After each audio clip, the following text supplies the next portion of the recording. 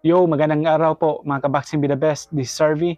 So ngayon, no, sasabihin ko sa inyo yung apat na boxing events na dapat niyong abangan this week. No? Tatlo dito ay magaganap sa labas ng bansa, yung isa dito po sa Pilipinas.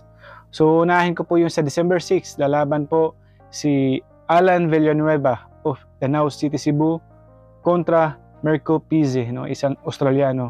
Welterweight division, 10 rounds. At saka sa Dubai naman, no, lalaban po sa exhibition match si Wiljo Mindoro, no, ng Keyboards Boxing Stable. Nakakalaban niya si Joel Camilleri, isang Australiano. So exhibition lang po yan. At saka December 7 naman po, mga ka-Boxing Be The Best, no? Sa Mexico, lalaban po si Carl James Martin kontra Ruben Tornado Garcia. So abangan po natin yan. At saka, no, pang-apat, no, dito po sa Pilipinas, lalong-lalo na sa mga taga-Paranaque dyan, no, Paranaque Slugfest ng UKC Elordi Promotions. Huwag niyong kalimutan kasi maliban sa mapanood niyo yung laban ng libre, may raffle draw doon, no? Sumali kayo sa survey.